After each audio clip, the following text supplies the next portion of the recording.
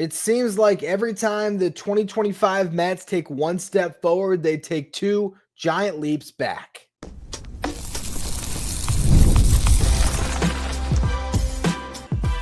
You are Locked On Mets, your daily New York Mets podcast. Part of the Locked On Podcast Network, your team every day. Hello to all you amazing Mets fans. You're watching Locked On Mets, part of the Locked On Podcast Network, your team every day.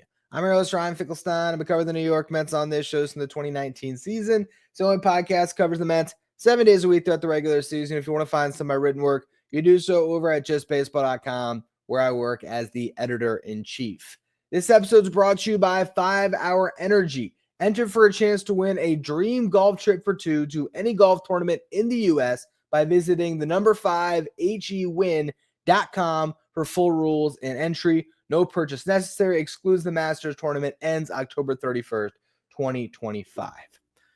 Well, over the weekend, the New York Mets beat the Seattle Mariners, and all of a sudden it felt like all things were right with the Mets. They got a good start from Nolan McLean, which got the ball rolling. Clay Holmes followed it up with a good start. So it was the first time in a long time the Mets had back-to-back good starts. On Tuesday, after an off day on Monday, David Peterson goes up against the Washington Nationals and makes them look like a minor league team.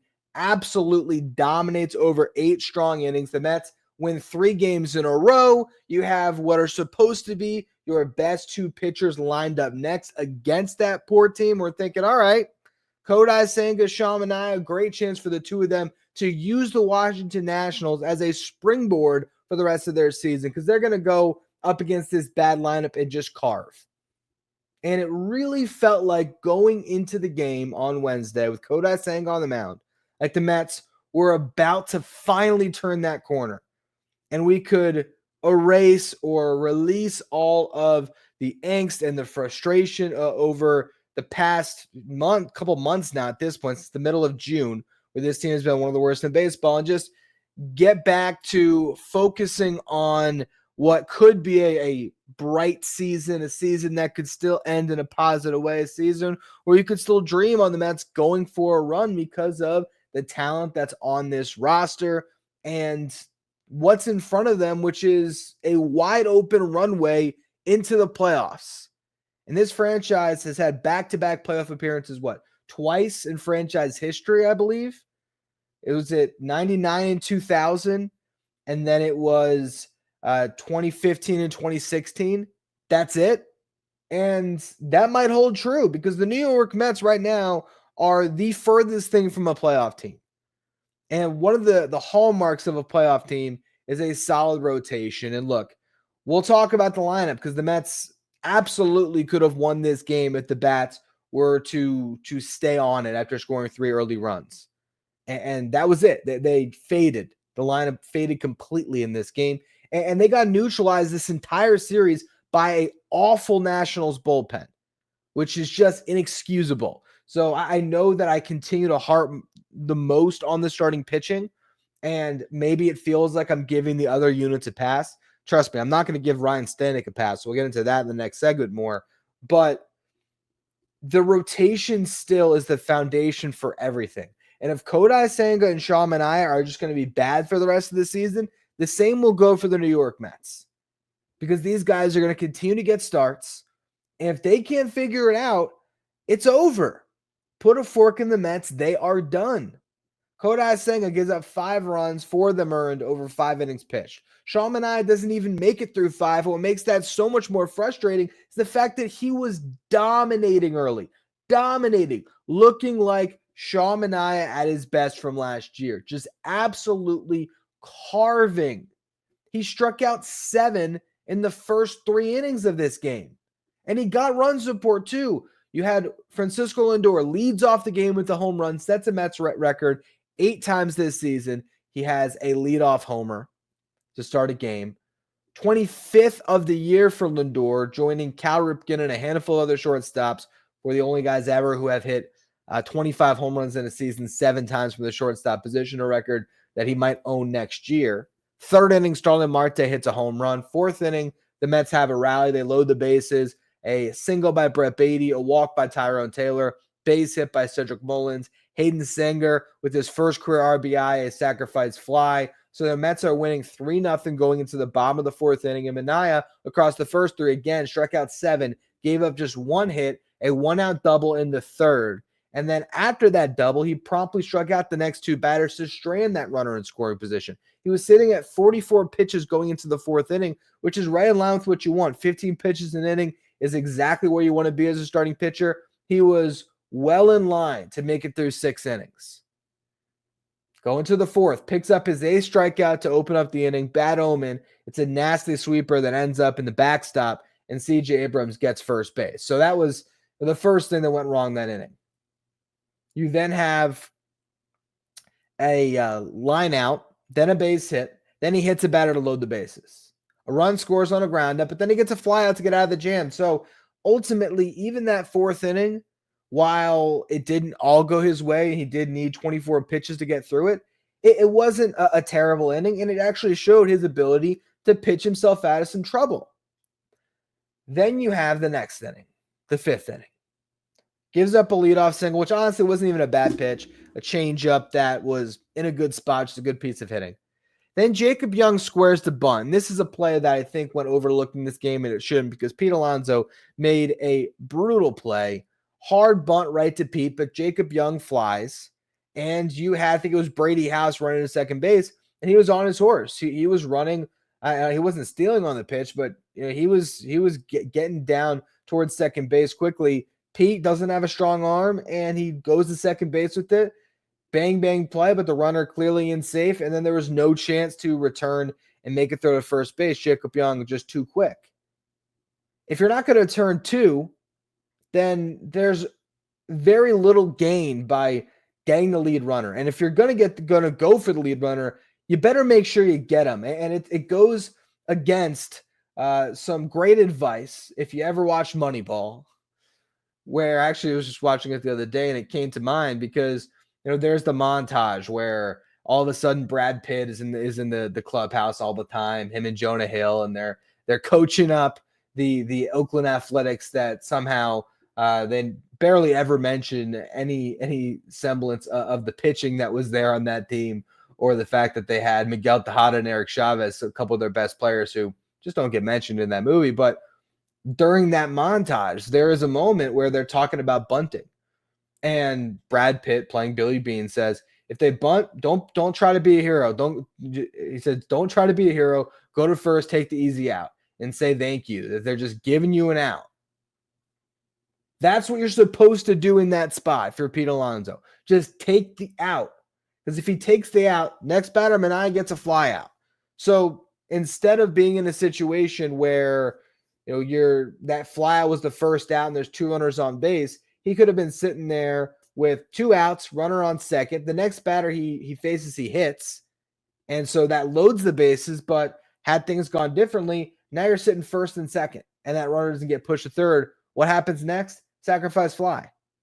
So the entire inning could have been different if Pete Alonso doesn't try to be a hero and just takes the ball, walks it over to first base, and gets the easy out. All of a sudden, maybe only 1 run does come across on Manaea. Maybe Manaea goes back out there in the 6th inning, and maybe he actually is able to get a couple of outs, or even if not, maybe the Mets bullpen holds on to a 3-1 lead. But instead, he ends up walking the bases loaded, gets pulled. Tyler Rogers comes in, gives up a base hit, 2-run score, and now all of a sudden you're trailing 4-3. Next inning, Rogers stays in, gives up another run. So then it's 5-3. But it didn't matter because the Mets just could not score for the rest of the game. Just brutal offense down the stretch, could not get anything going. Brooks really did a nice job in between Tyler Rogers and Ryne Stanek. He got 4 outs, struck out 3, did a really good job getting the final of the 6th, and then had a perfect 7th. But the Mets lineup couldn't score, and then while the game was still close, they go to Ryne Stanek because that's a situation that you have to pitch Ryne Stanek. If you can't pitch Ryne Stanek down by 2 in the 8th inning, then when can you pitch Ryne Stanek, which is what I'm about to get really mad about in the next segment, the fact that this guy just gets a free pass to be bad all year, and there's no ramifications. There's no sense that they're going to get rid of him. Nah, he's good in the playoffs, so we'll just stomach 6 months of him blowing baseball games all over the place. Stanek comes out there and just has another brutal inning. Just a brutal inning. But to me, this game it's as much as I'm about to make it about Ryne Stanek in the next segment, because I think Ryne Stanek is just the poster child for a front office that has been stubborn in the worst ways at times this year. And I think it's costing them. But ultimately, this game came down to 3 things. The starting pitching, and really, if you're talking about the series at large, comes down to starting pitching. Kodai, Senga, Manaea have to be better. The lineup, too inconsistent. They had their opportunities to come back despite the starting pitching in both of those games. Couldn't do it. Third one, they're just not doing the little things well. That Pete Alonso play is emblematic of the way this Mets team just continues to do the little things wrong. And it'll add up, and you're going to lose a lot of games because of it. And I'll also mention, too, we'll talk about the injuries in the final segment. I'm doing the preview of the Mets-Braves series, but Jeff McNeil dealing with a hurt shoulder, so they put Tyrone Taylor in the starting lineup for this game, and they play Taylor in left because they don't want to move Cedric Mullins out of where he's comfortable in center. And you know what? If Tyrone Taylor is going to be in the game, put one of the best defensive center fielders in center field, because there was countless instances in this game where I felt like if Tyrone Taylor was out there, different things could have happened. The sac fly, it was not hit very deep. Tyrone Taylor could have gunned down that runner at the plate, but Cedric Mullins makes Brandon Nimmo look like he has a good arm. I mean, he's got a noodle. There was a diving play that Mullins could not reel in, hit off his glove, but he couldn't make that catch. Tyrone Taylor maybe does make that catch. So even just a little thing like that, Tyrone has more time and left, so he's more comfortable in the corners. We're going to put him out there instead of putting Cedric Mullins in the corners. Cedric Mullins should be able to play left field. He should.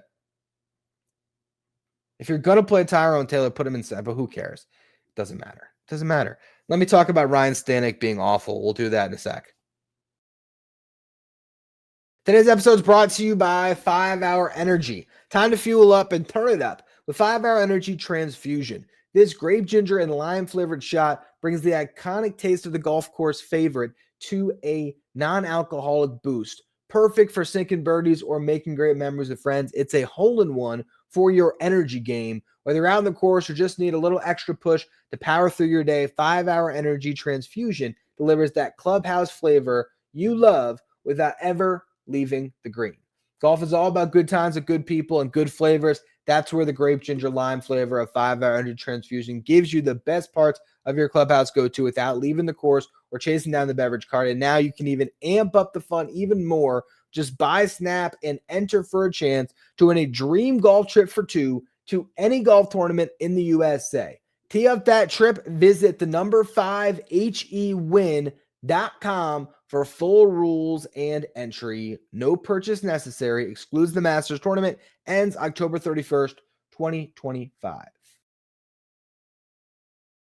If you're watching on YouTube today, do me a favor and hit that subscribe button. Help us get closer to our next goal of 15,000 subscribers. I would love to get there by the end of the season. I appreciate all of you who continue to subscribe. So Ryne Stanek comes on in the 8th inning of this game. Gives up a base hit. Then he walks a batter. Then he gets a flyout. Gives up another base hit. 1 run comes in. Gets a strikeout. Then he gives up a 3-run homer to James Wood. 9-3 Nationals, issues another walk before he finally gets out of the inning. A brutal appearance by Ryne Stanek, in which it took him, let's see, how many pitches do we think he threw? My guess is he threw like 37 because he was out there forever. Wow, I got that on the nose. 37 pitches. You might not believe it. I really did guess that. 21 strikes for Ryne Stanek. And yeah, he'll just stay on the roster. And Carlos Mendoza will wisely want to keep him out of leverage situations. So he can't pitch in leverage, is not very good at being efficient and giving you length out of a spot in your bullpen. Would it be great to still have Rico Garcia, but after the deadline, you had to get rid of him because you couldn't part with Ryne Stanek because of all the good that he showed you. And yes, he had a decent month of July and he had a good May.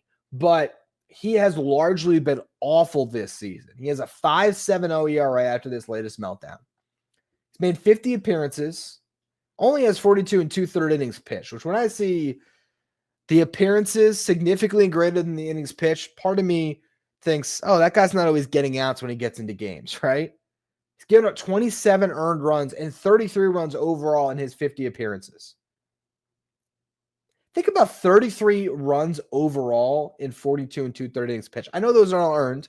Only 27 of them are earned. And again, that alone is pretty awful when you just think of 27 earned runs in 42 and 2/3 innings. But 33 runs have been allowed when he's standing on the mound for only 42 and 2/3 innings. It's just awful pitching time and time again. He's given up runs in 14 of his 50 appearances. That's 28% of the time. That's not very good. In half of those instances, he's given up multiple runs.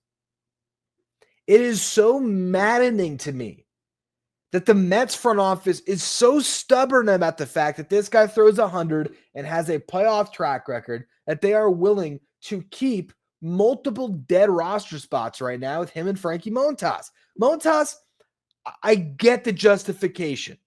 It's $17 million next year. Pitchers bounce back all the time. And you might think, oh, you got Jonah Tong and Brandon Sprode and Noel McLean and Christian Scott coming back. And you got McGill and Peterson and Clay Holmes and Kodai Senga. And the more that you reel off all these starting pitchers, you start to realize that you probably could cut Frankie Montas and just, I don't know, bring back Griffin Canning to rehab his Achilles to give you an extra iron in the fire for the middle of the season whenever he's recovered. And maybe you sign another guy to a $4 million deal like you did this time and try to find the next diamond in the rough. And you probably would be fine and you wouldn't miss him. So maybe you could cut him too. But I can understand the thought of, yeah, that's $17 million of dead money.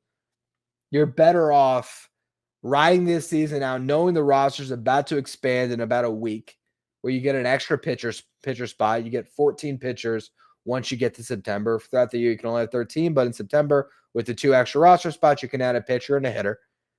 So I get thinking, you know what, we'll just keep Frankie Montas, stick him at the back of our pen for the rest of the season, and hope that next year he shows up to camp in good shape and maybe he actually ends up being part of the rotation and it's not just $17 million of lost money. Like, I can understand that justification. But a reliever on a 1-year deal who's got an ERA close to 6 and we're about to enter September, why does he have to stick around?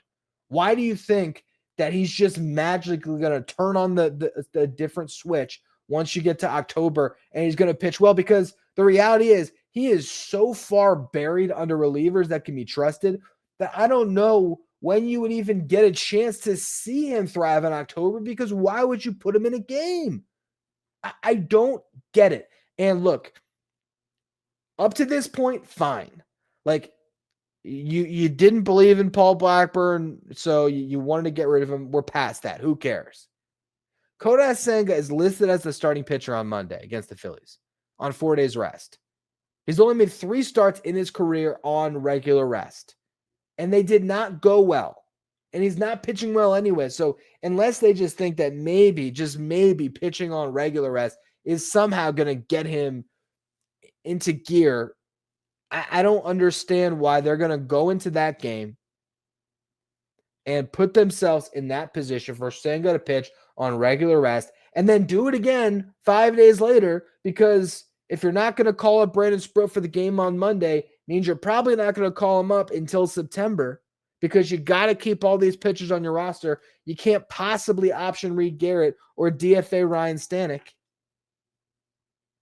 And then every single pitcher in your staff who would do better with extra rest, all of them are going to pitch worse. Kodai Senga, he's going to pitch worse. Manaea, he's getting fatigued after going through a lineup one time through. Yeah, pitching him on regular rest, I'm sure he's going to be great on Tuesday. And then, on Wednesday, what are you going to do? Noel McLean. I mean, I can't wait to watch him pitch tonight on Friday night, but he's only thrown on regular rest one time in his professional career. So do you think that's going to be the best version of Noel McLean compared to what he might look like on Thursday with that extra day of rest? I think all those guys will look better. And Brandon Sproat's coming off an amazing start in AAA where he struck out 6 of the first 7 batters that he faced and got through 6 innings on like 83 pitches and is throwing 100 miles per hour as a starting pitcher. He's living in the high 90s. He touched 99.7 in his last start. Yes, throwing him into the fire against the Phillies in a division matchup, I understand that is a tough draw for Brandon Sproat. But I also think that pitching at home on extra rest, you will have a better chance of winning that game of Brandon Sproat than you will with Kodai Senga. And I think you'll have a better chance with Senga on extra rest on Tuesday and Manaea on Wednesday. But no, Ryne Stanek just can't possibly be cut because once you get to October, just you wait. The problem, you might not get to October. And see, here's the thing. Some of you might be watching me rant right now and ripping the front office for this one decision. And you're like, yeah, the front office sucks. I don't believe that to be the case. I think it's a great front office. I followed their line of logic all the time. And that's why when it gets to something like this where I can't follow their line of logic, it drives me up the wall because it doesn't make sense. He throws hard. Great. Guess what? Why don't you call up Dylan Ross for the weekend? Georgia native. Bring him up to pitch in Atlanta. I have a bunch of friends and family there. Good time for Dylan Ross. Talked about calling him up for a while now. For those of you who might not have listened to those episodes, Dylan Ross was drafted by the Mets in 2022. 6'5" flamethrower. He throws over 100 miles per hour. Missed a couple of years because he needed Tommy John surgery. I believe there was another, like a Tommy John revision surgery he needed. Pitched an inning last year, but this is really his first full professional season. And he's gone from high A to AAA in 1 year. And he's been in AAA since June, and he's had plenty of success. In AAA, he's pitching to a 2.75 ERA with 27 strikeouts and 19 and 2/3 innings pitched. On the season, he's got a 2.81 ERA across 40 appearances, 68 strikeouts, and 41 and 2/3. And he's Rule 5 draft eligible. So you got to add him to the 40-man roster in December anyway. So cut Justin Garza, add him to the 40. Actually, you didn't have to cut Justin Garza. DFA Ryne Stanek. And then you can cut Justin Garza when you bring up Brandon Sproat on Monday. Fine. There you go. It's fixed. That's all you have to do to change this roster up. And you add some new blood to this team. And the last time they did that, what happened? Oh, they won 3 games in a row after Nolan McLean pitched. So after seeing how well that went, the line of logic that has led the Mets front office to say, yeah, we'll go with Senga on 4 days rest. Hey, cut Stanek? We could never cut Stanek with his 5.70 ERA, where every single time that he gets into the game, Carlos Mendoza has to be so clenched up. I'm going to a visual that I don't need to paint. But do you think Carlos Mendoza feels good when he says, "Yeah, have call up the bullpen. Let's get Stanek going"? They feel good about that. You think they feel good when Stanek jogs in, his long flowing hair, and immediately starts off the first batter with a 3-0 count? You think they feel good about that? They love having him out there. He must be a saint in that clubhouse. He must be the guy keeping the glue together for this team that has been awful for 2.5 months. Maybe you remove a guy that everybody loves and see if that sparks something. Because here is where this frustrates me, because Stanek, he epitomizes the messaging. I think the Mets' messaging has been wrong for months. The messaging is consistent. Think positive. We got a lot of talent in that room. We have a lot of talent in that room. Good players, yada, yada, yada. We've heard Mendoza say that a million times over. It's the same message every time. We got good players. We're going to turn around. We got good players. We're going to turn around. Nothing's gotten away from us. That's true, because the rest of the National League outside of the top 5 teams sucks. And so it'd be an embarrassment not to make the playoffs. And they have gotten so far away from those top 5 teams that it feels impossible that they would even make a run if they got to October, but they should at least get to October. Maybe the messaging needs to have a little more urgency to it. Maybe if you are terrible for a large portion of the season, you should lose your job. Hate to say it, nothing personal against Ryne Stanek, but performance dictates opportunity. And he does not deserve any more opportunities to pitch with a Mets uniform on. I'm sorry. Juan Soto, I think, said it best when he was asked after the game if it's getting a little late in the season. He said, does it feel like it's getting late? He said it ain't late, but it ain't early either. Mets have 35 games left. Can they turn it around? I'm going to preview this upcoming series against the Braves and talk about where they're at in this race in just a minute.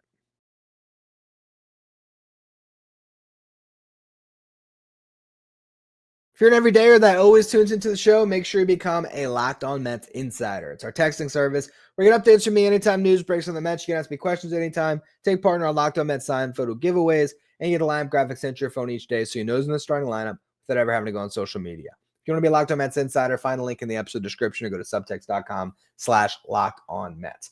Now, if you look at the race right now, the Mets are a half a game back. Excuse me. That's probably tomorrow. No, they're a half a game up on the Reds in the wild card race right now. The Mets have an extra game to play. They have 35 games left. The Reds have 34 games left there. Even in the win column, the Mets have one less loss than the Reds. Now, the Reds had an off day on Thursday. They now go on a West Coast trip. They're going to play 3 in Arizona this weekend against the Diamondbacks. Then they go to LA to face the Dodgers. They'll come home for a long homestand where they'll face the Cardinals and the Blue Jays before the Mets eventually come to town. Where will we be in this wild card race when we get to that series? The Mets will have to face the Braves on the road, Phillies and Marlins at home. Then they will take a long road trip to open up September, which will begin in Detroit against the Tigers. They'll then face the Reds, and then they're going to go to Philly for 4. Those 7 games, or even that whole road trip, could very well determine if the Mets are still in the race or if they're just going to completely collapse their way out of it. But in the meantime, you got to face the Braves on the road, and then you got a homestand against the Phillies and the Marlins. It feels like this season is so much closer to a collapse that ends in a failed playoff berth than it feels like a team that can actually surge back and get into this division, which feels like a foregone conclusion, or even make a run once they get to the playoffs, if they were able to get there. And if they do get to the playoffs, who's going to even start in that rotation? They have to find a way to step up. And playing the Braves probably won't help because the Braves have had their number all year. So far, the Braves have won 7 of the first 10 games against the Mets. This will conclude the season series. The Mets are sitting right now 9 games up on the Braves in the wild card race. If you're the Braves, what do you think the messaging is right now? You think they're giving up on their season on August 22nd? Or do you think they're looking at the series right now and saying, why not us? They're looking at this race and saying, who's ahead of us that we're not better than? The Mets, seen them head to head and we've beaten them up. The Reds, the Diamondbacks, the Cardinals, the Marlins. The Braves right now are saying, let's do the impossible. And how does that start? You sweep the Mets. Now you're 6 back, barring whatever the Reds do. If the Mets get beaten up by the Phillies and the Braves are going to Miami after this, a team that they just took 4 out of 5 against, and they sweep that series, that's asking a lot of a Braves team that hasn't been very good, but right there, you could be well within 5 games of the wild card a week from now. So they're not looking right now and saying, our season's over, we're just playing for ourselves. They're thinking, if we sweep the Mets, we can actually be close to the race. We can get back into it. Do I think the Braves are going to make the playoffs? Absolutely not, but they are playing good baseball. And do I think they could sweep the Mets this weekend and make this an even worse situation for the Mets? Absolutely, I do. The Braves, since they last played the Mets, or actually let's go even beyond that. Let's go to, they had a series against the Brewers. It was early August 4th to the 6th. They got swept. Since then, they have won 11 of their last 14 games. They took the 4-5 against the Marlins. They beat the Mets in that series at Citi Field. They went to Cleveland, swept the Guardians, the same Guardians team that handled the Mets so easily. And they took 2 or 3 from the White Sox. So 11 of their last 14. During that time, they lead Major League Baseball in runs scored. Their lineup is great again. So that's going to be an issue for this Mets pitching staff that is struggling. Funny enough, because I also looked at the OPS. They're 9th in OPS. So they're first in runs scored, 9th in OPS. You know who's leading Major League Baseball in OPS over the past 2 weeks? The Mets. Yeah, the Mets, who are 4-8 in their last 12 games over the past 2 weeks, have an 898 team OPS. And they're 4-8. Hence why I'm harping more on the starting pitching than the lineup. The team collectively is hitting 289, 352, 546 over the last 12 games with 27 home runs. The only team that's hit more home runs is the New York Yankees. But their ERA as a team is over 5, and they've lost 8 of those 12 games. So let's talk about the pitching matchups. Luckily, we get to watch Nolan McLean tonight, and that's going to be a lot of fun to see what he can do going into enemy territory, see if he can put up something similar to what he did in his MLB debut, which was awesome. So we'll see how McLean throws in this game. He's going to go up against Joey Wentz, who started the year in the bullpen, has been in the rotation for the last 6 turns basically here. His last 7 appearances, though, which is the 6 starts and 1 relief appearance, he is pitching to a 2.60 ERA with a 0.95 whip. So he has been throwing the ball well. And the best part, he's a lefty. We all know the Mets can't hit lefties, so that's going to be fun. Now, because he's a lefty, I think Ronnie Mauricio probably still stays staple to the bench. You have Brandon Nimmo still dealing with the neck injury. He's day-to-day. I think unlikely to play in this one. Jeff McNeil was benched on Thursday to deal with what has been a shoulder injury that has been ailing him a little bit. So they didn't want him to go out there and play left for a whole game, so he sat on the bench. But he eventually did pinch hit and went back out there and did play some left field to close out that game. So theoretically, he could be in the starting lineup and could be the replacement for Nimmo on left. If not, I guess they'll go with Tyrone Taylor in left again and Cedric Mullins in center, I guess. Like I said earlier, I'd prefer Taylor in center and Mullins in left, but regardless, those are sort of the options to replace Nimmo. No other real option they can have other than starting Starlin Marte in left and DHing Vientos and playing Mauricio at second and Beatty at third. But again, considering the fact that it's lefty on the mound, Mauricio has been pretty much an auto out swinging from the right side. I imagine we see Beatty at second, Vientos at third, Marte at DH, and potentially, again, Tyrone Taylor in left field unless Jeff McNeil can get out there and play left.